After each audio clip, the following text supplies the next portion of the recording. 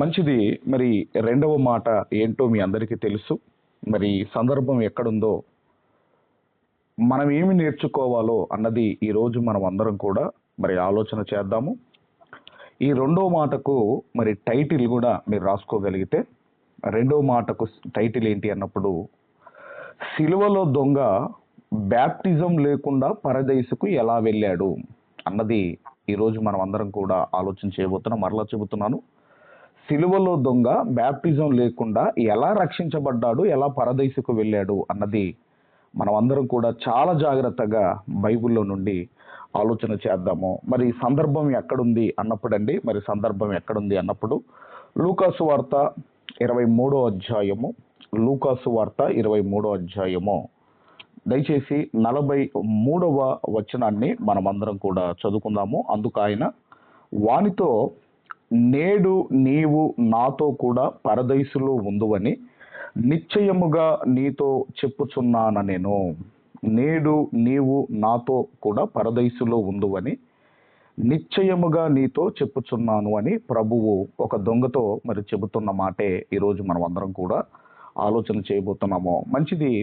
యేసుక్రీస్తు వారు ఆ దొంగల మధ్య సిలువ వేయబడతాడు అన్న ఒక ప్రవచనం ఉన్నది, మీ అందరికీ తెలుసు. అది పెద్ద ప్రవక్తలో ఒక ప్రవక్త. యెషయా గ్రంథము 53వ అధ్యాయము, ఒకసారి చదువుకొని మళ్ళీ ఇక్కడికి వద్దాం మనం అందరం కూడా. పెద్ద ప్రవక్తలో ఒక ప్రవక్త, యెషయా గ్రంథము 53వ అధ్యాయము 8వ వచనాన్ని ముందుగా మనం అందరం కూడా చదువుకుందాము. అన్యాయపు తీర్పు నొందినవాడై అతడు కొనిపోబడెను, అతడు నా జనుల అతిక్రమములను బట్టి మొత్తబడెను కదా, సజీవుల భూమిలో నుండి అతడు కొట్టివేయబడెను. 12వ వచనం కూడా మనం చదువుకుందాము. 12వ వచనము, కావున గొప్పవారితో నేను అతనికి పాలు పంచిపెట్టెదను, గనులతో కలిసి అతడు కొలసము విభాగించుకొనును. ఏలయనగా మరణము నొందునట్లు అతడు తన ప్రాణమును దారపోసెను, అతిక్రమము చేయువారిలో ఎంచబడిన వాడాయెను, అనేకుల పాపములను భరించుచు తిరుగుబాటు చేసిన వారిని గూర్చి విజ్ఞాపన చేసెను. మరి ఇక్కడ ప్రవచనం ఏంటి అన్నప్పుడండి, అక్కడ మనము చూడగలిగితే ఇదిగోనండి, ఆయన అతిక్రమము చేయువారిలో ఎంచబడిన వాడాయనో, అనేకుల పాపములను భరించుచు తిరుగుబాటు చేసిన వారిని గూర్చి విజ్ఞాపన చేశాను అని మనము చదువుకుంటున్నాము. కాబట్టి మనం ఆలోచన చేయగలిగితే ఆయన ఇదిగోనండి అపరాధుల మధ్య చేర్చబడతాడు, అపరాధుల మధ్య ఆయన చేర్చబడతాడు అన్న ప్రవచనము నెరవేర్పు అనేది ఇక్కడ మనకు కనబడుతుంది. అయితే మనం ఆలోచన చేయగలిగితే, ఇప్పుడు మన క్యారెక్టర్ తెలియాలి అనుకోండి. ఇప్పుడు నా క్యారెక్టర్ తెలియాలి అంటే ఎలా తెలుస్తుంది నా క్యారెక్టర్ అన్నప్పుడు, నా ఫ్రెండ్స్ ఎవరో తెలిస్తే నా క్యారెక్టర్ ఏంటో నాకు తెలుస్తుందండి. నా క్యారెక్టర్ తెలియాలి అంటే ముందు నా స్నేహితులు ఎవరో తెలియాలి. నా స్నేహితులు ఎవరో తెలిస్తే నా క్యారెక్టర్ ఏంటో తెలిసిపోతుంది. మరి ఇంతకీ ఎవరండి నా ఫ్రెండ్ అన్నప్పుడు అండి, యేసుక్రీస్తు వారే మన స్నేహితుడు కావాలి, యేసుక్రీస్తు వారే మన ఫ్రెండ్ కావాలి. అందుకే ఆయన శిష్యులతో అన్నమాట, స్నేహితులైన మీతో అంటే శిష్యుల్ని ఏమంటున్నాడు అంటే స్నేహితులు అంటున్నాడు. అలాగే అబ్రహాం గారిని కూడా నా స్నేహితుడు అన్నాడు. అంటే మనము స్నేహము క్రీస్తుతో చేయగలిగితే మన క్యారెక్టర్ అన్నది అద్భుతంగా ఉంటుంది. అలాగే ఇంకా ఏమంటారంటేనండి, మన శత్రువు ఎవరో తెలిస్తే మన బలహీనత ఏంటో తెలుస్తుందటండి. మన శత్రువు ఎవరో తెలిస్తే మన బలహీనత ఏంటో తెలుస్తుందట. మరి ఎవరండి మన శత్రువు? నాకైతే శత్రువు ఎవరంటే అపవాదే నా శత్రువు. ఎందుకంటే చాలా మంది నాకు పలానాయన శత్రువు అండి అని మాట్లాడుతూ ఉంటారు. ఎవరు నీ శత్రువు? చనిపోయే వ్యక్తి నీ శత్రువు, కొంతకాలానికి మరణించే వ్యక్తి నీ శత్రువు. కాబట్టి మనం ఆలోచన చేయగలిగితే మన బైబిల్ అనేది మన బలం కావాలి. ఇదిగోనండి మన శత్రువు అపవాది కావాలి. అప్పుడు మన బలం అనేది ఉన్నతముగా పెరుగుతుంది. కాబట్టి మనం ఆలోచిస్తున్నాము, ఈ సిలువలో దొంగ బ్యాప్టిజం లేకుండా పరదైసుకు ఎలా వెళ్ళాడు, ఎలా రక్షించబడ్డాడు. చాలామంది ఈ సందర్భాన్ని తీసుకుంటారండి. చాలామంది ఈ సందర్భాన్ని తీసుకొని ఏమంటారంటే, ఏమమ్మా మరి రక్షణ పొందుకోవా, మరి అమ్మ బ్యాప్టిజం తీసుకోవా అన్నప్పుడు సిలువలో దొంగ ఎప్పుడు తీసుకున్నాడండి అని మాట్లాడతారు. సిలువలో దొంగ, ఆ చనిపోయే ముందు నన్ను రక్షించవా అన్నప్పుడు అతను రక్షించబడ్డాడు. ఆయనకో న్యాయం మనకో న్యాయమా, అప్పుడు అంటే సరిపోద్దులే అని మాట్లాడే వాళ్ళు కూడా లేకపోలేదు. అలా మాట్లాడే వాళ్ళు కూడా లేకపోలేదు. కాబట్టి మనం ఆలోచన చేయగలిగితే, అందుకేనండి బైబుల్ అంటేనటండి క్రైస్తవులు చదవని పుస్తకం అటండి. బైబుల్ అంటే క్రైస్తవులు చదవని పుస్తకం అటండి. బైబుల్ అంటే క్రైస్తవులు చదవని పుస్తకం అటండి. కానీ క్రైస్తవులు చదవాలి, నేర్చుకోవాలి, పాటించాలి. అందుకే బైబుల్ అనేది మనకి ఇవ్వబడింది. ఎందుకంటే బైబుల్లో ఏముంది, ఎందుకు చదవాలి, బైబుల్ని ఎందుకు పరిశీలన చేయాలి అన్నప్పుడండి, దయచేసి యోహాను సువార్త 5వ అధ్యాయము, యోహాను సువార్త 5వ అధ్యాయము దయచేసి 39వ వచనాన్ని మనము చదవగలిగితే, బైబుల్ను ఎందుకు చదవాలి, బైబుల్ ఎందుకు నేర్చుకోవాలి, బైబుల్ ఎందుకు పాటించాలి అన్నప్పుడండి, యోహాను సువార్త 5వ అధ్యాయం 39వ వచనములో, లేఖనముల యందు మీకు నిత్య జీవము కలదని తలంచుచు వాటిని పరిశోధించుచున్నారు. లేఖనముల యందు మీకు నిత్య జీవము కలదని తలంచుచు వాటిని పరిశోధించుచున్నారు. బైబుల్ ఎందుకు చదవాలి అన్నప్పుడండి, బైబుల్ ఎందుకు ధ్యానించాలి, బైబుల్ ఎందుకు నేర్చుకోవాలి, పాటించాలి అంటే, ఈ లేఖనములలోనే మనకు నిత్య జీవమున్నది.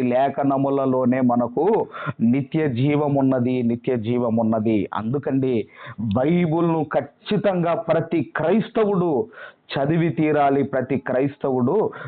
తీరాలి. కానీ ఏమనుకుంటున్నారు అంటే, మనము బ్రతికినంత కాలం ఎలా బ్రతికినా పర్వాలేదు, కానీ ఆ చివరిలో ఆ దొంగ ఎలాగైతే రక్షించబడ్డాడో, ఆ చనిపోయే ఆ టైములో అయ్యా నన్ను రక్షించంటే ఆయన రక్షిస్తాడు అన్న భ్రమలో చాలామంది బ్రతుకుతున్నారు. కాబట్టి మనం ఆలోచన చేద్దాము, మరి ఆయన ఎలా పరదీసుకు వెళ్ళాడు అన్నది బైబిల్లో నుంచి చాలా జాగ్రత్తగా మనం అందరం కూడా ఆలోచన చేద్దాము. మరి యేసుక్రీస్తు వారి ఆ శిలువ యాత్ర 9 గంటలకు ప్రారంభమైందండి. మనందరికీ తెలుసు. 9 గంటలకు ప్రారంభమయ్యి 3 గంటలకు ఆయన ఇదిగోనండి మరి చనిపోవటం అన్నది మనందరికీ తెలుసు. ఎందుకు 3 గంటలకే చనిపోయాడు అనంటే, యూదులకు పవిత్రమైన టైం ఏంటంటేనండి 3 గంటలకు, మధ్యాహ్నం 3 గంటలకి యూదులు హోలీ టైమ్గా, పవిత్రమైన సమయముగా దాన్ని భావిస్తారు. యేసుక్రీస్తు వారు కూడా అప్పుడే చనిపోయాడు. తర్వాత మనం ఆలోచన చేయగలిగితే, ఇదిగోనండి మరి వాళ్ళ కాళ్ళ చేతులకు మేకులు కొట్టబడ్డాయి. శరీరం అంతా, యేసుక్రీస్తు వారి శరీరం అంతా కూడా చీల్చబడింది. మరి అలాంటి టైంలో మరి ఎలా మాట్లాడతారు మీరు ఆలోచించండి. చేతులలో మేకులున్నాయి, కాళ్ళలో మేకులున్నాయి, శరీరం అంతా కూడా దున్నబడింది, చీల్చబడింది. అలాంటి టైములో ఫ్రీగా మాట్లాడుకుంటారా? ఎలా మాట్లాడుకుంటారో మీరు ఆలోచించండి. ఆరోగ్యం బాగున్నప్పుడు, ఫ్రీగా ఉన్నప్పుడు వచ్చే మాటలు వేరుగా ఉంటాయి. ఇక మరణించే ముందు వచ్చే మాటలు వేరుగా ఉంటాయి. ఒకప్పుడు మరి ఈ వేదన పడుతూ ఈ చేతులలో గాయాలు, ఇవన్నీ ఈ గాయాలతో ఉన్నప్పుడు మాట్లాడే మాటలు వేరుగా ఉంటాయి. అయితే యేసుక్రీస్తు వారు మధ్యలో ఉన్నారు. కుడివైపున ఒక దొంగ, ఎడమ వైపున ఒక దొంగను ఇదిగోనండి సిలువకు వేశారు. ఇక్కడ మీరు ఆలోచన చేయగలిగితే, ఇదిగోనండి ఈ ఇద్దరి దొంగల యొక్క నేరం ప్రూవ్ చేయబడింది. వీళ్ళు బందిపోటు దొంగలు అని మనం చదువుకుంటాము. వాళ్ళ నేరం ప్రూవ్ చేయబడింది. తర్వాత వాళ్ళను శిల్వ శిక్షకేశారు. మరి యేసుక్రీస్తు వారు ఏ నేరం చేశారు? ఆయన ఎందుకు అన్ని శ్రమలు అనుభవించాడు సిలువలో? అంతగా ఆయన ఎందుకు ఎందుకు ఇదిగోనండి బాధ అనుభవించాడు అంటే, మళ్ళీ అది మన కోసమే అంటాం, మన కోసమే అంటాం, మన కోసమే అంటాము. ఏ నేరము ఏ పాపము చెయ్యని ఆయన సిలువకి ఎందుకు ఎక్కాడు అన్నప్పుడండి, ఇదిగోనండి మన అపరాధముల కొరకు, మనలను పవిత్రపరచడానికి, మనల్ని పరిశుద్ధపరచడానికి, పరలోకానికి మనకు అర్హతనివ్వడానికి ఆయన శిలువ శ్రమ అనుభవించవలసి వచ్చింది, శిలువ శ్రమ అనుభవించవలసి వచ్చింది. కాబట్టి ఈ ఈ ఈ ఇక కొన్ని నిమిషాల్లో కొన్ని నిమిషాల్లో ఇక చనిపోతారండి. ఆ టైములో వీళ్ళు మాట్లాడుకుంటున్నారు. శిలువలో పలికిన ప్రతి మాట చాలా విలువైందండి. యేసుక్రీస్తు వారు పలికిన ప్రతి మాట చాలా విలువైంది. ఇక మనము ఆలోచన చేయగలిగితే దయచేసి లూకాసు వార్త 23వ అధ్యాయము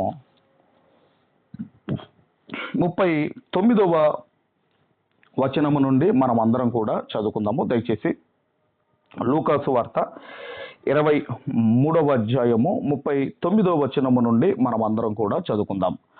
వ్రేలాడ వేయబడిన ఆ నేరస్తులలో ఒకడు ఆయనను దూషించుచు, నీవు క్రీస్తువు గదా, నిన్ను నీవు రక్షించుకొనుము, మమ్మును కూడా రక్షించమని చెప్పాను. ఇక్కడ మీరు ఆలోచన చేయగలిగితే, ఒక దొంగే దూషించాడా లేదా ఇద్దరు దూషించారా అని మీరు ఆలోచన చేయగలిగితే, మరి ఇద్దరు దూషించారు. ఇక్కడేమో లూకా గారు ఒక్కరినే కోడి చేస్తున్నారు, కానీ ఇదిగోనండి ఇద్దరు దొంగలు దూషించారు ప్రభువును, ఇద్దరు దొంగలు దూషించారు. ఒక్కసారి ఆ సందర్భాలు కూడా చూసుకొని మనం ముందుకు రాగలిగితే, దయచేసి ముందుగా మత్తయి సువార్త 27వ అధ్యాయము, మత్తయి సువార్త 27వ అధ్యాయము దయచేసి 44వ వచనాన్ని మనం అందరం కూడా చదువుకుందాం. 27వ అధ్యాయం 44వ వచనము, ఆయనతో కూడా సిలువ వేయబడిన బందిపోటు దొంగలును అలాగే ఆయనను నిందించిరి. బందిపోటు దొంగలును అంటే ఇద్దరు ప్రభువును దూషించారు, ఇద్దరు ప్రభువును నిందించారు. ఇక్కడ ఇది మత్తయి గారు కోడి చేస్తే, మార్కు గారు కూడా ఏం కోడి చేశారో మీరు చూడగలిగితే, దయచేసి మార్క్సు వార్త 15వ అధ్యాయము 32వ వచనాన్ని మనం అందరము చదువుకుందాం. మార్క్సు వార్త 15వ అధ్యాయము 32వ వచనములో, ఇజ్రాయేలు రాజగు క్రీస్తు ఇప్పుడు శిలువ మీద నుండి దిగి రావచ్చును, అప్పుడు మనము చూచి నమ్ముదుమని ఒకరితో ఒకరు చెప్పుకొనిరి. ఆయనతో కూడా శిలువ వేయబడిన వారును ఆయనను నిందించిరి. అంటే దూషించింది ఒక దొంగ, ఇద్దరా అంటే దూషించింది ఇద్దరు దొంగలండి. ఇద్దరు దొంగలు ప్రారంభములో ప్రభువును దూషించారు.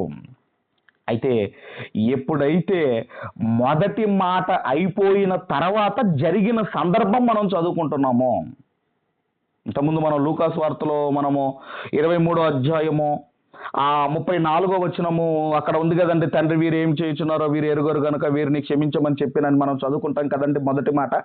ఆ మొదటి మాట అయిపోయిన తర్వాత జరుగుతున్న సందర్భాన్ని మనము చదువుకుంటున్నాము. అంటే ఇద్దరు దొంగలు ప్రారంభములో దూషించారు. అదే ఇంతకుముందు మనం చదువుకున్నాము. మరి లూకాసు వార్త 23వ అధ్యాయము 40వ వచనాన్ని కూడా మనం చదవగలిగితే, అయితే రెండవ వాడు వానిని గర్దించి, నీవు అదే శిక్షా విధిలో ఉన్నావు గనుక దేవునికి భయపడవా?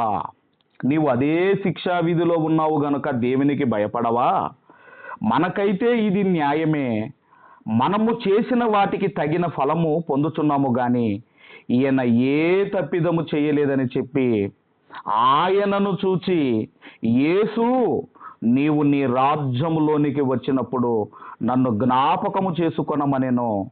అందుకు ఆయన వానితో, నేడు నీవు నాతో కూడా పరదైసులో ఉందువని నిశ్చయముగా నీతో చెప్పుచున్నాను నేను.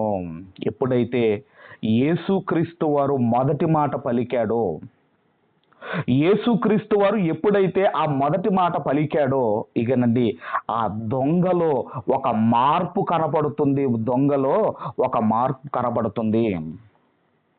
ఒక మాటతో సిలువలో ఉన్న దొంగ పరదైసుకు వెళ్ళాడు. సిలువలో ఉన్న దొంగ పరదైసుకు వెళ్ళాడు.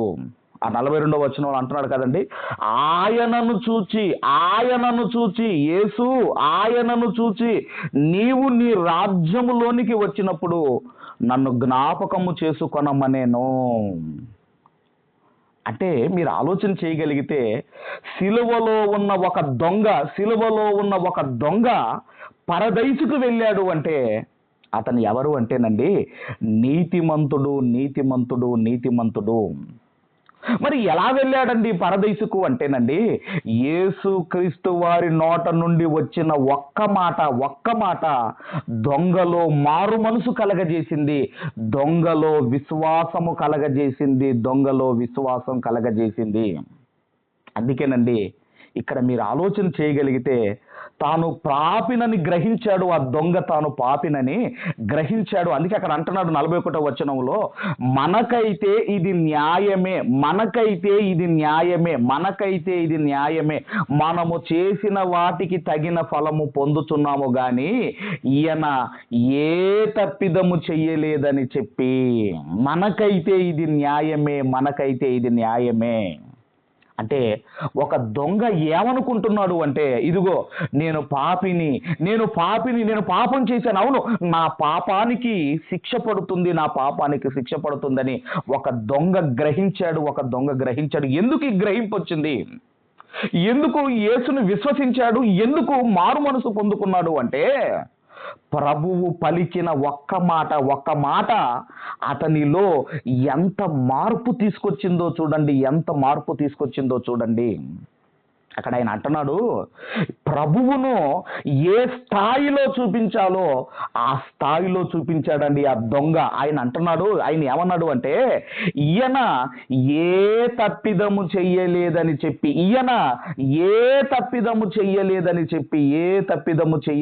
చెప్పి ఎంత గొప్ప స్థాయిలో ప్రభువును చూపిస్తున్నాడో ఒక దొంగ చూడండి. ఎంత గొప్ప స్థాయిలో ఈయన ఏ తప్పిదము చేయలేదు.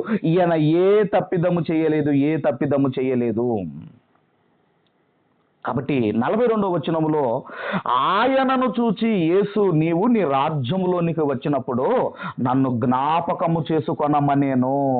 మీరు ఏ పరిస్థితుల్లో ఉన్నారు అంటే, ఇదిగోనండి వీళ్ళు గాయాలతో చావడానికి రెడీగా ఉన్న పరిస్థితులు. అలాంటి పరిస్థితుల్లో వీళ్ళు మాట్లాడుకుంటున్నారు. అక్కడ దొంగ యేసును ఆయనను చూచి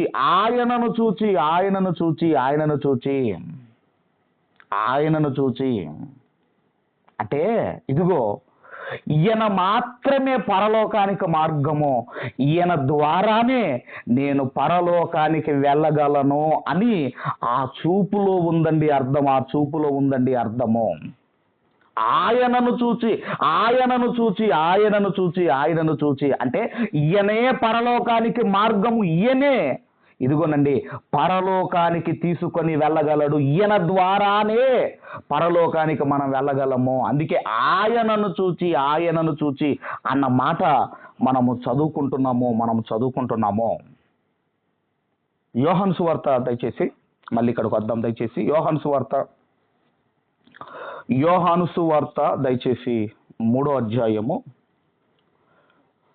15వ వచనాన్ని మనం అందరం కూడా చదువుకుందాం. యోహాను సువార్త 3వ అధ్యాయము 14-15 వచనాలు కలిసి ఉంటాయి, చదువుకుందాము. అరణ్యములో మోషే సర్పమును ఎలాగు ఎత్తెనో అలాగే విశ్వసించు ప్రతివాడును నశింపక ఆయన ద్వారా నిత్య జీవము పొందునట్లు మనుష్య కుమారుడు ఎత్తబడవలెను. ఆనాడు సర్పములు కాటు వేసినప్పుడు మోషే గారు ఒక ఇత్తడి సర్పాన్ని ఎత్తుతాడు, మనందరికీ తెలుసు. ఆ ఇత్తడి సర్పాన్ని ఇదిగోనండి నిదానించి చూచిన వాళ్ళందరూ కూడా బ్రతికిపోయారు.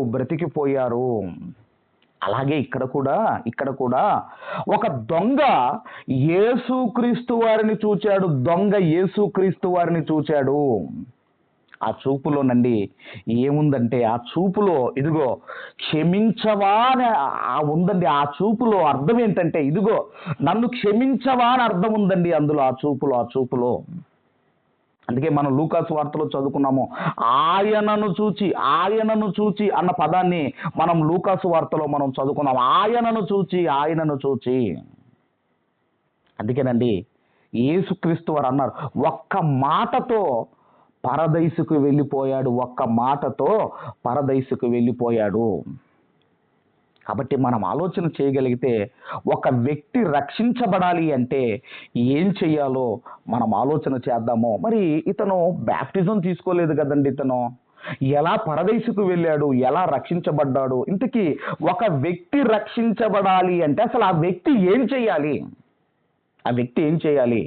ఒక వ్యక్తి రక్షించబడాలి అంటే ఆ వ్యక్తి ఏం చేయాలి అన్నప్పుడు అండి, ఒక వ్యక్తి రక్షించబడాలంటే ఏం చేయాలో బైబిల్ గ్రంథంలో మనం అందరం కూడా చూడగలిగితేనండి, దయచేసి రోమీయులకు రాసిన పత్రిక, అపోస్తులైన పౌలు గారు రోమీయులకు రాసిన పత్రిక 10వ అధ్యాయము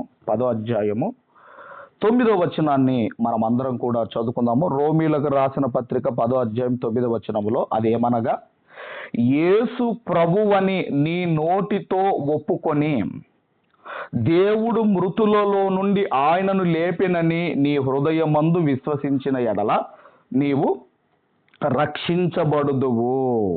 ఇక్కడ ఏం ఒప్పుకోవాలి అంటే, యేసు ప్రభువని నీ నోటితో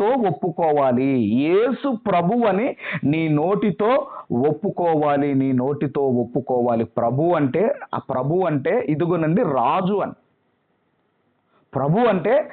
అని. మరి ఈరోజు ఎంతమంది ఒప్పుకుంటున్నారు యేసు ప్రభువును రాజుగా? ఎంతమంది ఒప్పుకుంటున్నారు? ఇప్పటికొక పాట ఉంటుందండి, యేసు రాజుగా వచ్చుచున్నారని ఒక పాట ఉంటుందండి. భూలోకం అంతా తెలుసుకో, అసలు ఆయన పుట్టుకే రాజుగా పుట్టాడు. ఆయన పుట్టుకే రాజుగా పుట్టాడు. అందుకే తూర్పు దేశపు జ్ఞానులు హేరోదు దగ్గరికి వచ్చి, యూదుల రాజుగా పుట్టినవాడు ఎక్కడున్నాడు అని అడుగుతారండి. ఆయన పుట్టుకే రాజుగా పుడితే ఇంకా ఆయన రాజుగా వచ్చుచున్నాడనే పాటలు పాడుకుంటున్నారు. అలాగే పిలాతు ముందు కూడా నీవు రాజువా అన్న అడిగినప్పుడు, నీవన్నట్టే నేను రాజును అన్నాడు.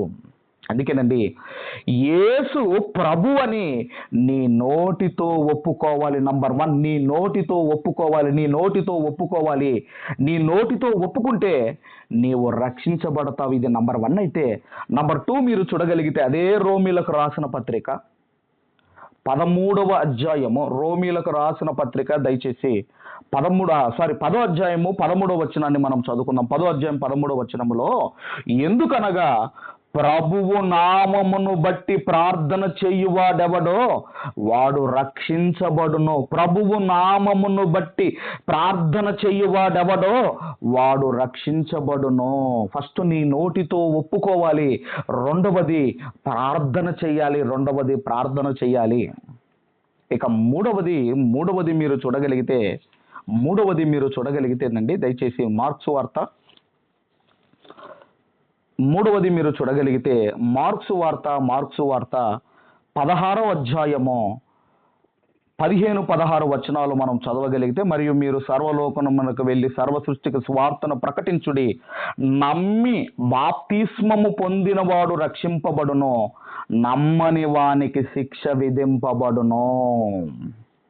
ఇక్కడ మీరు ఆలోచన చేయగలిగితే మూడో విషయం ఏంటంటే, ఎవరైతే నమ్ముతారో నమ్మిన వారు ఏం చేయాలండి? బ్యాప్టిజం తీసుకోవాలి. యేసుక్రీస్తు వారు మాత్రమే నా పాపాలు తీసేస్తాడు అని నమ్మాలి. నమ్మి మనము బ్యాప్టిజం తీసుకోవాలి. అందుకే నమ్మి నమ్మి బ్యాప్టిజం పొందువాడు రక్షించబడును, నమ్మని వానికి శిక్ష విధింపబడును. ఇక చివరిగా ఒక వ్యక్తి రక్షించబడాలి అంటే మనము ఏం చేయాలో ఆలోచిస్తున్నాం. ఒకటి, యేసును రాజు అని ఒప్పుకోవాలి. తర్వాత ప్రార్థన చేయాలి. మూడవది, క్రీస్తు మాత్రమే నా పాపములు తీయగలడు, క్రీస్తు మాత్రమే నా పాపములు క్షమించగలడు అని మనము నమ్మాలి. ఇదిగోనండి బ్యాప్టిజం తీసుకోవాలి.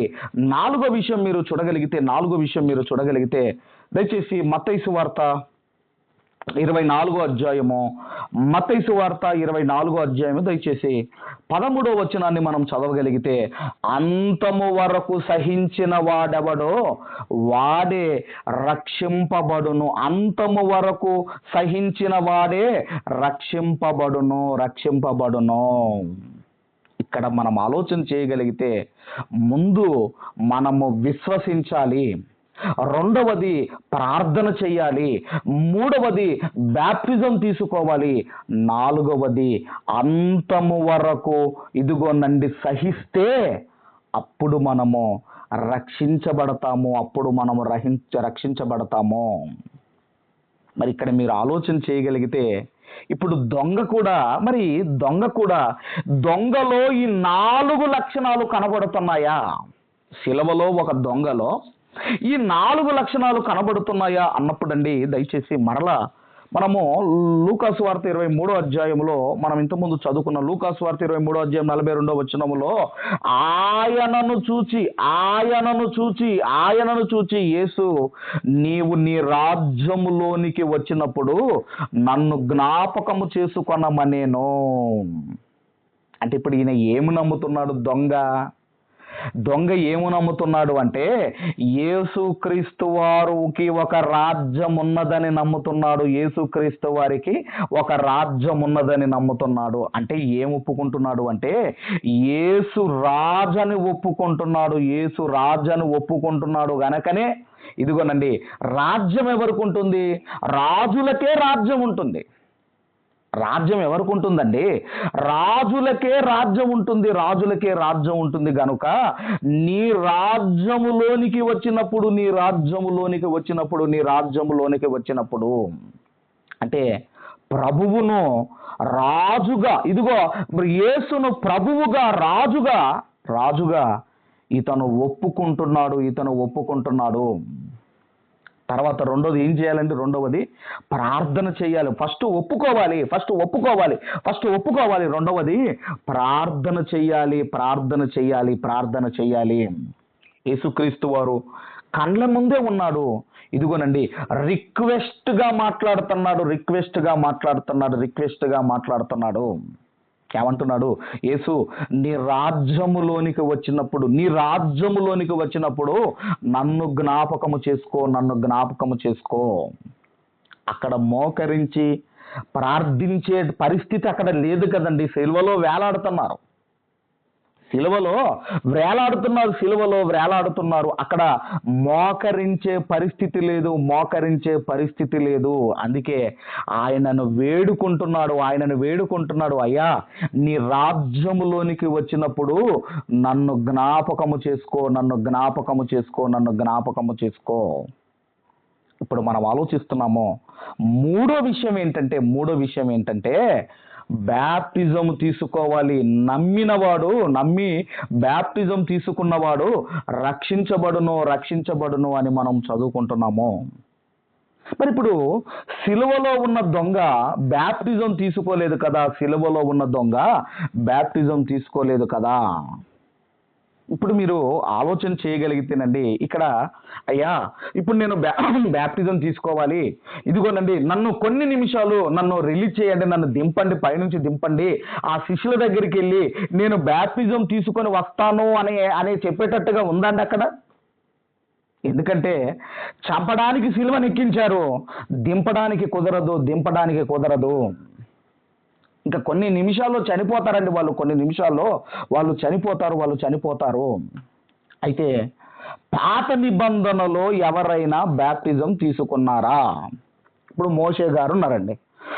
మోషే గారు కానివ్వండి, ఇశ్రాయేలీలు కానివ్వండి, వాళ్ళు ఏమైనా బ్యాప్టిజం తీసుకున్నారా? పాత నిబంధనలో ఉన్న మోషే గారు కానివ్వండి, ఇశ్రాయేలీలు కానివ్వండి బ్యాప్టిజం తీసుకున్నారా అని మీరు ఆలోచన చేయగలిగితే దయచేసి అందరం కూడా అపోస్తులైన పౌలు గారు కొరంథీలకు రాసిన మొదటి పత్రిక, అపోస్తులైన పౌలు గారు కొరంథీలకు రాసిన మొదటి పత్రిక దయచేసి 10వ అధ్యాయము దయచేసి 2వ వచనాన్ని మనం అందరము చదువుకుందాం. 10వ అధ్యాయము 2వ వచనాన్ని మనం అందరం చదువుకుందాము. అందరును అంటే ఇశ్రాయేలీలందరూ అంటే ఇశ్రాయేలీలందరూ మోషేను బట్టి మేఘములలోను సముద్రములలోను బ్యాప్టిజమము పొందిరి. ఎక్కడ బ్యాప్టిజం తీసుకున్నారు వీళ్ళు? ఇదిగోనండి, మేఘములోను సముద్రములోను బ్యాప్టిస్మము పొందిరి, బాప్తిస్మము తీసుకున్నారు, బ్యాప్టిజము తీసుకున్నారు. రైట్. తర్వాత మరి నోవాహు గారు కూడా వాళ్ళు ఏమైనా బ్యాప్టిజం తీసుకున్నారా? వాళ్ళు ఏమైనా తీసుకున్నారా అన్నప్పుడు అండి దయచేసి అది కూడా మనం చూడగలిగితే మొదటి పేతురు పత్రిక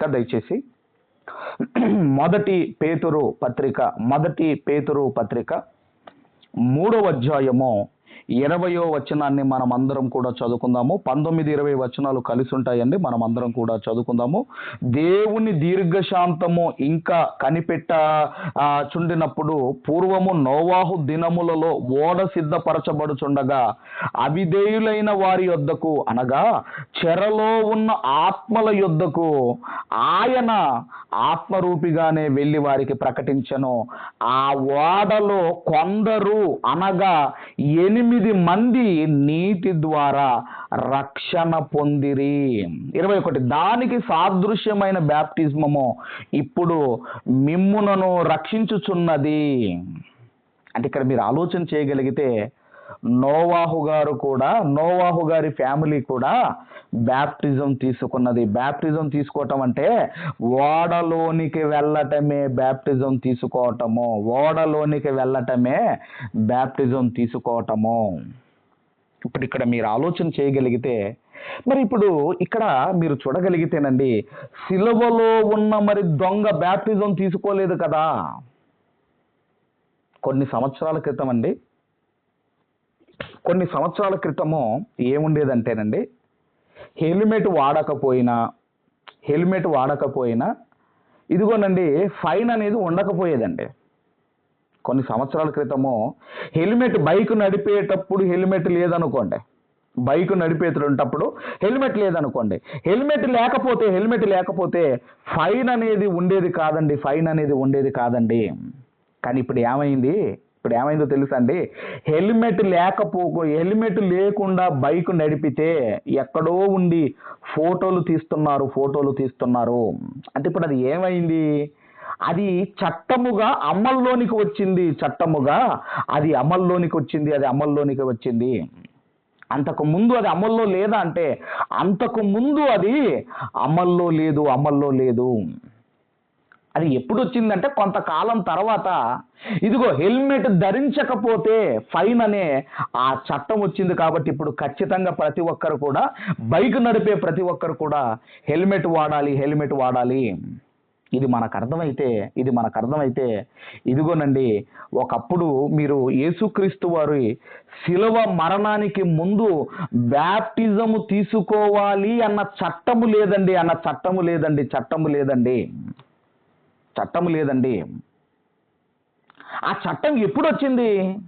ఆ చట్టం ఎప్పుడు వచ్చిందంటే యేసుక్రీస్తు వారు చనిపోయిన తర్వాత చట్టం వచ్చిందండి. యేసుక్రీస్తు వారు చనిపోయి మరణించిన తర్వాత 3వ దినమున లేచిన తర్వాత ఆయన పరదైసుకు వెళ్ళిన తర్వాత ఈ చట్టం వచ్చిందండి. ఆ తర్వాత ప్రతి ఒక్కరు కూడా ఇదిగోనండి తండ్రి యొక్కయు కుమారుని యొక్కయు పరిశుద్ధాత్మ యొక్క నామములో ప్రతి ఒక్కరు కూడా బ్యాప్టిజం తీసుకోవాలన్న చట్టము యేసుక్రీస్తు వారి మరణం తర్వాత వచ్చింది. కానీ మరణానికి ముందు బ్యాప్టిజం తీసుకోవాలి అన్న రూలు లేదు, ఆ చట్టము లేదు. అందుకే అపోస్తుల కార్యంలో కూడా ఏమన్నాడో మీరు చూడగలిగితే, అపోస్తుల కార్యములో 17వ అధ్యాయం 30వ వచనంలో, 17 అధ్యాయం 30వ వచనంలో, ఆ అజ్ఞాన కాలములను దేవుడు చూచి చూడనట్టుగా ఉండెను, ఇప్పుడైతే అంతటను అందరును మారు మనసు పొందవలనని మనుషులకు ఆజ్ఞాపించుచున్నాడు. ఇప్పుడైతే అంతటా అందరూ మారు మనసు పొందుకోవాలి. మారు మనసు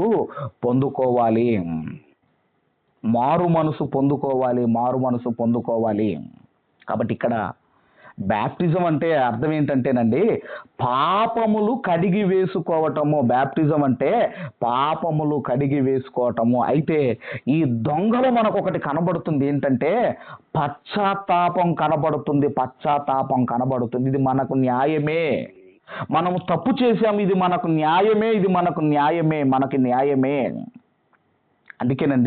అందుకే మనం ఆలోచన చేయగలిగితే అందులో ప్రభువుకు పాపములు క్షమించే అధికారం ఉంది. అది మనం మర్చిపోవద్దు. పాపములు క్షమించే అధికారము ఇదిగో ప్రభువుకుంది. ఆ రోజు బ్యాప్టిజం తీసుకునే చట్టం లేదు. యేసుక్రీస్తు వారు చనిపోయిన తర్వాత ఆ చట్టం అనేది అమల్లోనికి వచ్చింది. కాబట్టి ఆ తర్వాత 4వది ఏంటంటే అంతము వరకు సహించాలి. యేసుక్రీస్తు వారితో 3.5 సంవత్సరాలు తిరిగాడండి ఇస్కరియోతు యూదా. ఇతను కూడా ఎవరంటే దొంగే. ఇతను కూడా ఆ డబ్బుల సంచిలో దొంగిలించేవాడు. 3.5 సంవత్సరాలు తిరిగాడు. ఇదిగోనండి, మార్పు రాలేదు. ఆ దొంగ కొన్ని గంటలలోనే ఆయన మారిపోయాడు. ఇదిగోనండి, యేసు వైపు చూచి బ్రతికిపోయాడు. అందుకే ఆ దొంగ ఎవరు అంటే నీతిమంతుడు. కాబట్టి మనం ఆలోచన చేయగలిగితే, ఈ సందర్భాలను బట్టి మనం ఆలోచన చేయగలిగితే, ఈరోజు ఖచ్చితంగా ప్రతి ఒక్కరు కూడా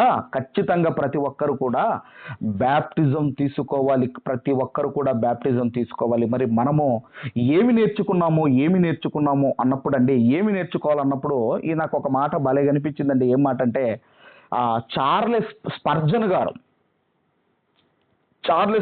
గారు ఒక మాట అన్నాడు. ఏం మాట అన్నాడు అంటే, దొంగలను గూర్చి మాట్లాడుచున్న దొంగలు అన్నాడు. చార్లెస్ స్పర్జన్ గారు అన్న మాట ఏంటంటే, దొంగలను గూర్చి మాట్లాడుచున్న దొంగలు అన్నాడు. ఇంతకీ ఎవరండి దొంగలు? దొంగలు ఎవరని మీరు ఆలోచన చేయగలిగితే, ఎలా దొంగలం అవుతాం మీరు ఆలోచన చేయగలిగితే, ప్రార్థనను దొంగిలించే దొంగలము, బైబుల్ చదవని దొంగలు, దేవునికి టైం ఇవ్వని దొంగలు, దేవుని సన్నిధానానికి రాని దొంగలు, దేవునికి ఇవ్వవలసినవి ఇవ్వని దొంగలు. అందుకేనండి స్పర్జన్ గారు అన్నమాట ఏంటంటే, దొంగలను గూర్చి మాట్లాడుచున్న దొంగలు అంటే మనము కూడా దొంగలమే అంటున్నారు. ఎప్పుడంటే, మీరు ప్రార్థనకు సమయం ఇవ్వకపోతే, వాక్యము చదవడానికి సమయం ఇవ్వకపోతే, వాక్యం వినడానికి సమయం ఇవ్వకపోతే, దేవుని సన్నిధిలో గడపడానికి సమయం ఇవ్వకపోతే, దేవునికి ఇవ్వడానికి మీకు ఇవ్వడానికి మనసు ఉండకపోతే, మనము కూడా దొంగలమే అంటున్నాడు. కాబట్టి మనం ఆలోచన చేయగలిగితే, చివరిగా ఈ సందర్భాన్ని బట్టి మనం చూడగలిగితేనండి, ఇక్కడ 3 సిలువలో మనకు కనపడుతున్నారు. మధ్యలో మాత్రము ఇదిగోనండి, ప్రభువు కుడివైపున ఒక దొంగ, ఎడమ వైపున ఒక దొంగ మనకు కనబడుతున్నారు. ఇక్కడ మీరు చూడగలిగితే ప్రభువేమో పాపుల కొరకు చనిపోతున్నాడు. పాపుల కొరకు చనిపోతున్నాడు. ఒక దొంగేమో పాపిగా ఉండి పరిశుద్ధపరచబడి ఇదిగో చనిపోతున్నాడు. మరొక దొంగేమో పాపిగా ఉండి చనిపోతున్నాడు. పాపిగా ఉండి చనిపోతున్నాడు. కాబట్టి మనము మనము మనకు ఒకవేళ చావు వస్తే ఎలా చావాలి అనుకుంటున్నాం, ఎలా మరణించాలి అనుకుంటున్నాం, ఎలాంటి మరణం పొందుకోవాలి అనుకుంటున్నామో, ఇదిగో ఇక్కడ కన్ను మూయగానే పరదైసులో కన్ను తెరవాలండి. ఇక్కడ కన్ను మూయగానే పరదైసులో కళ్ళు తెరవాలి. అలాంటి మరణం మనకు రావాలి. అందుకే ఒక దొంగ పాపిగా ఉండి పరిశుద్ధపరచబడి చనిపోతున్నాడు. ఒక దొంగేమో పాపిగా ఉండి చనిపోతున్నాడు. ప్రభువేమో పాపుల కొరకు చనిపోతున్నాడు. కాబట్టి మనం ఆలోచన చేయగలిగితే ఇదిగోనండి, మనము కూడా కన్ను మూస్తే పరదైసులో కన్ను తెరవాలి. అలాంటి మరణాన్ని మనం పొందుకోవాలి. కాబట్టి ఒక యూద తన అవకాశాన్ని చేజార్చుకున్నాడు. 3.5 సంవత్సరాలు ప్రభుతోనే ఉన్న అతను రక్షణ పొందుకోలేకపోయాడు. కానీ ఇదిగోనండి, మనమైనా ఆయన బ్యాప్టిజం పొందలేదు, మనం ఎందుకు తీసుకోవాలి, ఆయన లాస్ట్లో ఆయన రక్షించబడ్డాడు, మనం కూడా అంతా అనుభవించిన తర్వాత లాస్ట్లో ప్రభువు రక్షించమంటే రక్షిస్తాడు కదా అన్న ఆలోచనతో కాకుండా, అప్పుడు పరిస్థితి వేరు, అప్పుడు చట్టం లేదు, ఇప్పుడు చట్టము అమల్లోనికి వచ్చింది. కాబట్టి ప్రతి ఒక్కరు కూడా ఇదిగోనండి బ్యాప్టిజం తీసుకోవాలి. ప్రతి ఒక్కరు కూడా ఇక్కడ మరణిస్తే పరదైసులో మనము కళ్ళు తెరవాలి. అలా మనం బ్రతకాలని కోరుకుంటూ ఈ 2వ మాటను ముగిస్తున్నాను. దేవుడు మనందరిని దీవించి ఆశీర్వదించును గాక. ఆమేన్.